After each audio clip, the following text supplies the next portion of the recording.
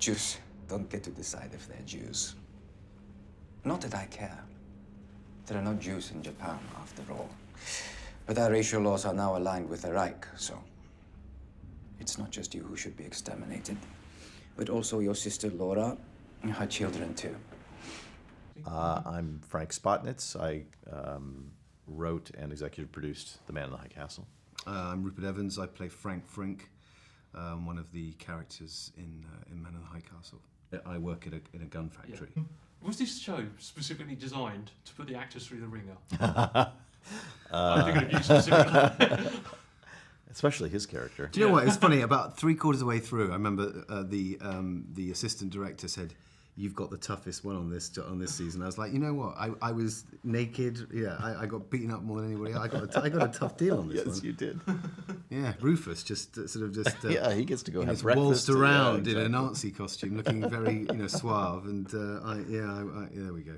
You can't. A law is a law. Please, please.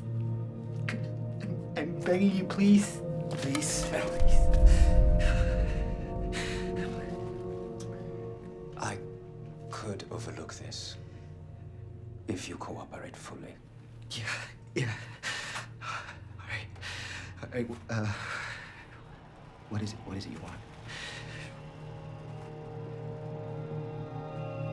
You know what I want. The film. Judy Walker gave it to your girlfriend, who has now fled. Where is Juliana Crane? Alternate history, although it's kind of been done to death in books, it's almost completely new for TV. There's been a few episodes of certain shows, but to have a whole show like this, I mean, is that one of the big appeals of it? Oh, absolutely. I think there's a reason why it's so rarely done. It's very expensive. You know, it's a period show, but it's a period that never was. And the scale of this show is just enormous. Just the pilot alone takes place in New York City in 1962, San Francisco, and Cannon City, Colorado.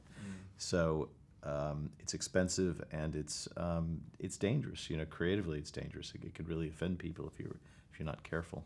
The Japanese, and the Jewish question in the show, and there's many issues you realize as you're writing this. You know, this is very real to a contemporary audience. All these things still are very sensitive. Well, that's it. I mean, so much science fiction today kind of forgets that science fiction is supposed to be about something. And the reason why I was drawn to this is it's about really interesting ideas. You know, Philip K. Dick's mind is so singular and so interesting, and we're really just catching up to him now. And also, if you've read the book, you know that although the first few episodes that I've seen, although they're set in a fantasy world, they're not particularly fantasy. No. There is a huge science fiction element to the books. I mean, is the program going to go that way? Yes, it does. I mean, there's some pretty far out science fiction elements in the novel, and we go there, but I want to go there slowly, and I don't want the science fiction to eclipse the human drama. You know, I think it's only interesting in as much as it tells you something about what it means to be alive. It takes on big ideas and shows the audience, those big ideas, and I think we're able to question that and ourselves. Jules loves you, and you know that. No matter what's happened, she's gonna come back here, and she's gonna be here for you, just like you were there for her when she needed you. No. Frank, please. Don't give up. Buddy, please promise me that you won't give up. Please, promise me.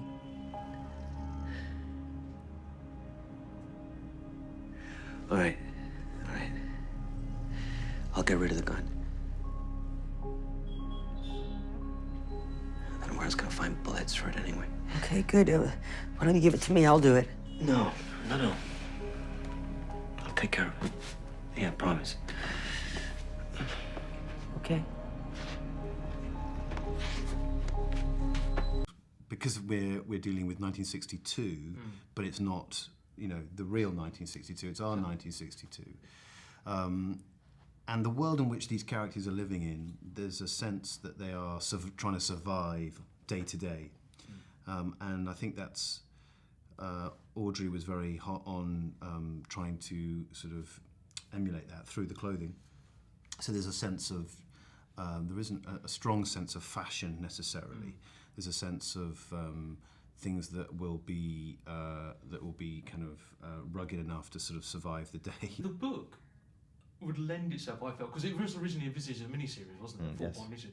And the book, having read it, feels like it lends itself to a miniseries. So is your plan, is this series, are you thinking of it just as a one-season thing, or would you like to go beyond that? Oh, yeah, I'd like to go way beyond that. In the beginning, I thought, well, I'm going to do the book, and then, you know, how are we going to expand that? But then when you get into the subject matter as we have, you realize you have an entire world to explore. I mean, the show is enormous. And the problem I've had really is sort of like restraining myself and saying, okay, I'm just going to do this part of the story first, because there's so much to talk about, you know, so many characters and situations you could go to. So it's very rich. Well, I think, you know, without question for me, if I could live in a world where the Holocaust never happened, you know, all those people that we lost, aside from sort of the damage to the world, to the psyche of the world, to imagine the potential of all those lost souls and what they would have contributed to civilization that we'll never benefit from, you know, it's just heartbreaking. I got a life to lead, got kids to raise.